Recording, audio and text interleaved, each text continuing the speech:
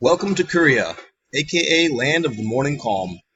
Since you have chosen to take a job in South Korea, we are going to share some background information concerning Korea's history, its culture, and about your prospective job to help acclimatize you to your new surroundings. The music you are hearing is Korea's unofficial national anthem, Arirang. In Korea, right off the bat you will notice a few things. First, you will see their distinct writing system. Their national writing system dates from the 1400s. It's named Hangul and is arguably the most scientific writing system in the world. It was adopted in order to make literacy possible for all stratum of Korean society. Second, air pollution will be a constant in your life in Korea, especially so in the spring months. It is referred to as yellow dust and it largely originates from China. I like to say that it is China's #1 export to Korea. Third, although it is becoming less prevalent, public spitting will become an occasional companion. It is most common amongst the older generation of men in Korea. You will hear them hawking one up and depositing it on the sidewalk, in cups, and sometimes even in the subway system. Lastly, you will hear bali bali, which is the Korean way of saying hurry. In Korea, you are always hurrying, whether it be to catch a bus, a taxi, a subway, or to move through a lesson or a textbook at a faster rate. Looking at Korea on a map, you will see its nearest neighbor is China. China is like Korea's older brother and has had a major impact on South Korea. From China, Korea gained Confucianism and Buddhism. Korea's national holiday, Seollal, is based on Chinese New Year. Up until the invention of the Korean writing system, Hangul, in the 1400s, Korea's writing system was based on Chinese characters.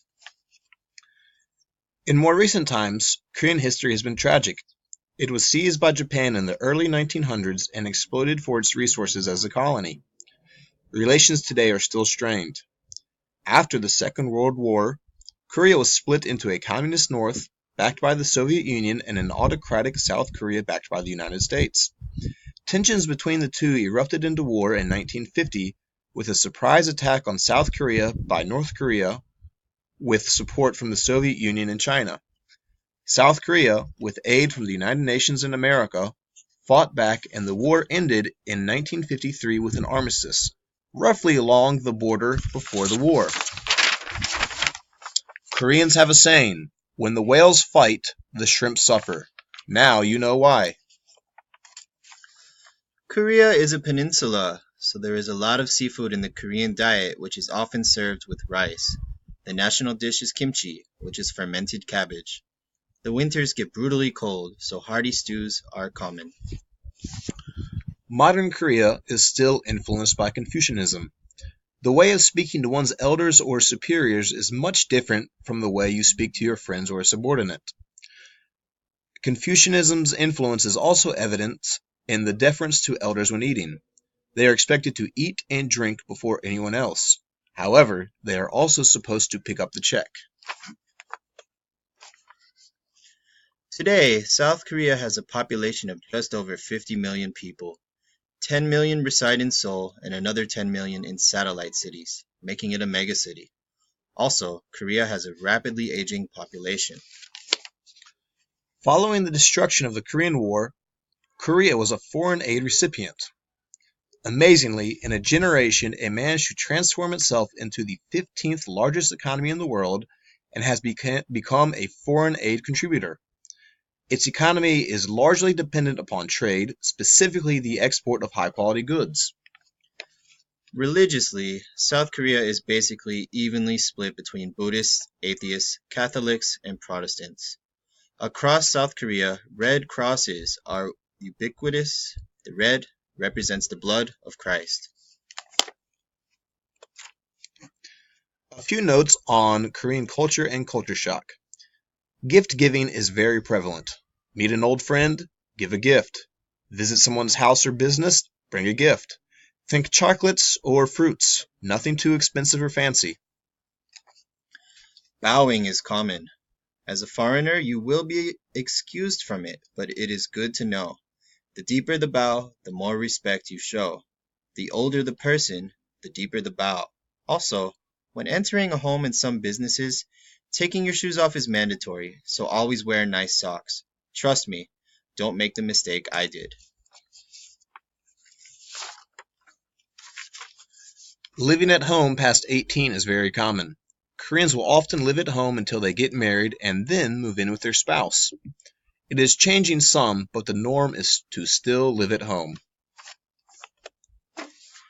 Most English teachers in Korea will be teaching at hagwons or public schools. Hagwons are after-school private academies, commonly referred to as cram schools. Korean parents will pay for their kids to attend these 2 or 3 times a week. These are businesses and are largely run as such. If you teach here, your primary focus is on keeping the kids happy and having fun in order to keep the moms paying money. Class sizes can range anywhere from 2 to 10 kids. Seldom are they larger than that. Working hours are usually 2 to 10 p.m. or so, with teaching hours around 3 to 9 p.m. My partner has had more experience with public schools, so he will speak on that. Thanks, Simon. I'll try to give a brief rundown on public schools and how they differ from privates. Public schools in Korea are very similar to public schools in the West in terms of scheduling, student numbers, and available classes. Teachers will be expected to work 40 hours a week, while usually only 22 of those are actual teaching hours. The rest is to be used for different things, such as lesson planning, lunch, etc. Students get summer and winter vacation, but are usually enrolled in other academic programs outside of public school. Perhaps the biggest difference when it comes to public school versus privates in Korea is that parents unsurprisingly have less pull and teachers have more autonomy in public schools. Thank you for that rundown, Jared. Lastly, we want to share with you a bit about how Korean schools differ from American and Western schools. In Korea, schools, classes, and students are conformist. In the West, kids are more individualistic and schools can vary greatly in their character. Korean education is focused on rote memorization. Students are handed lists of words and expected to memorize them. Writing is not commonly taught. In contrast, American students are encouraged to write, present their beliefs, and support these beliefs with arguments. Lastly, Korean kids are under immense pressure to succeed academically. Kids will often attend multiple after-school hagwons devoted to English, science, music, or sports. This is the norm, not the exception. It is evident in Korea's high suicide rate for its kids. In contrast, American students are given more time to be kids. For further readings on Korea, please take a look. Feel free to contact us with any questions you may have concerning Korea. We hope you enjoy your time in Korea.